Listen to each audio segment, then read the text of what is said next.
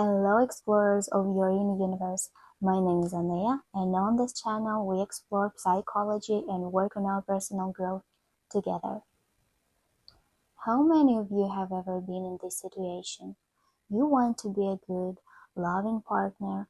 You know relationships require give and take, but after a compromise, you are left with a nagging feeling, a quiet sense of resentment or even loss. You think, did I just give up a piece of myself for this relationship? If that sounds familiar, you're in the right place.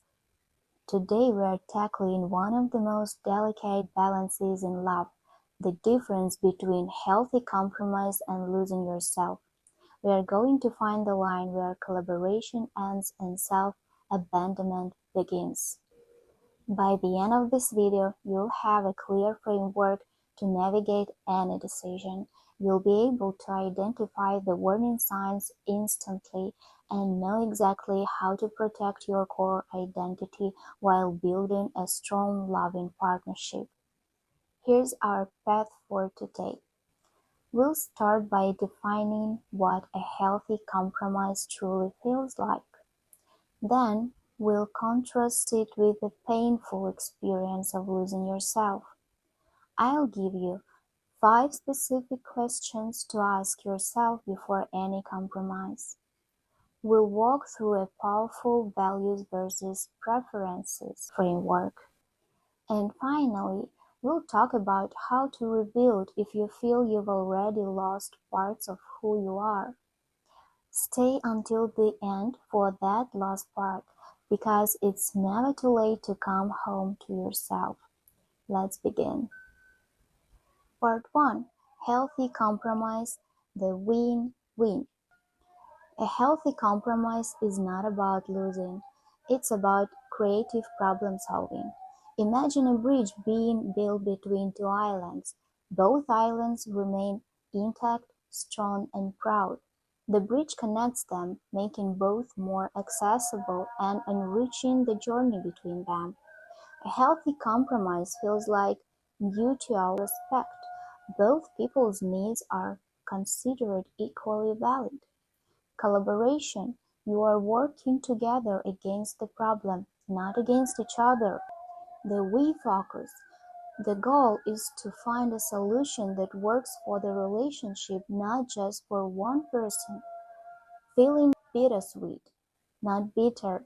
You might not get everything you want, but you feel good about the outcome because your partner's happiness is also your happiness. There is no lingering resentment.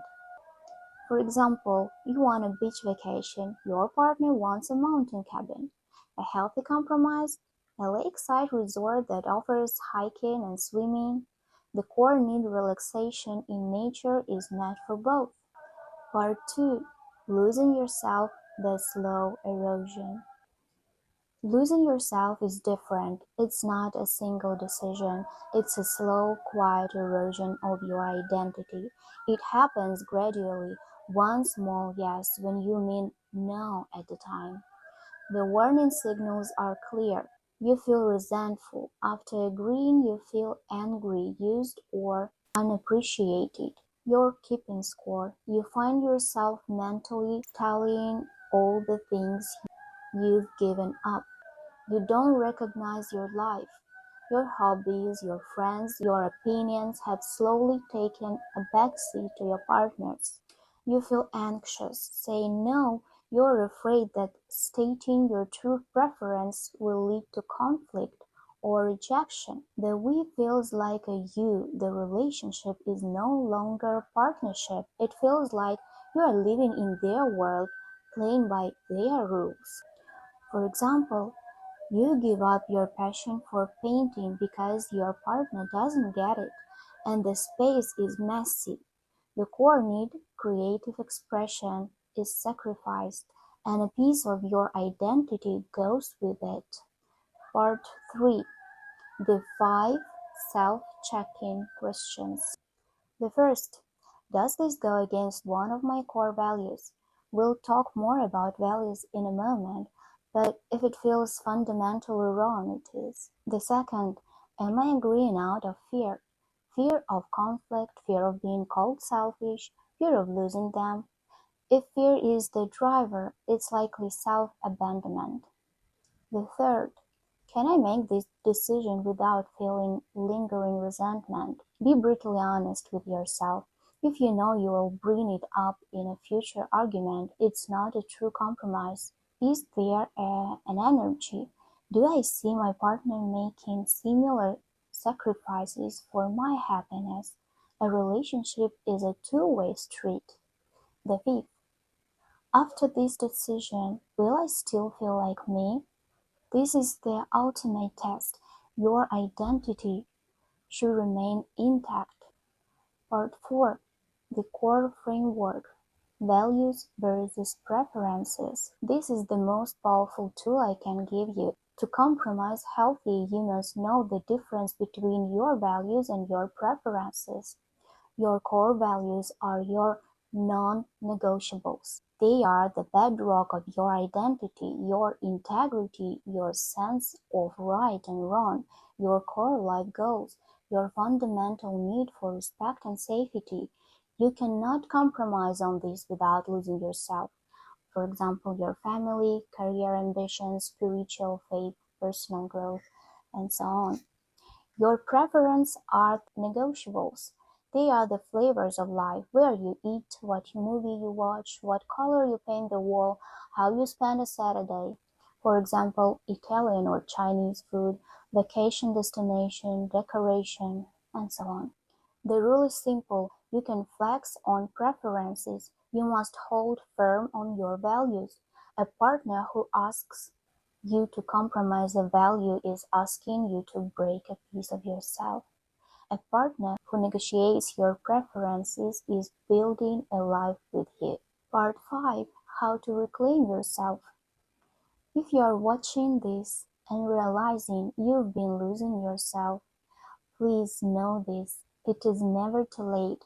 Rebuilding is a process of gentle rediscovery. Start small. Revisit an old hobby, pick up that paintbrush, put on those running shoes, open the book, reconnect with a friend.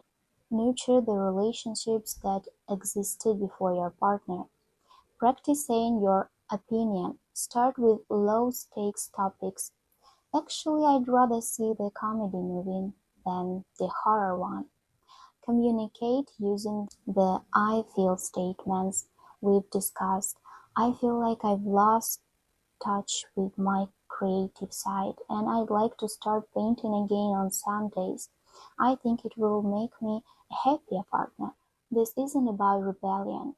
It's about reintroducing the wonderful complex person you are to your relationship. Guys, a healthy relationship is a dance between two whole people.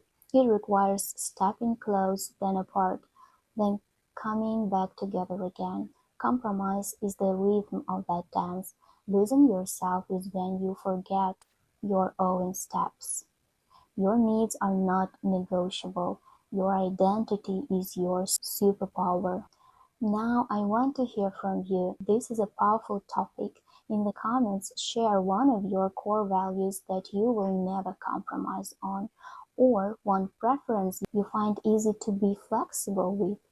Let's create a powerful list of what makes us us.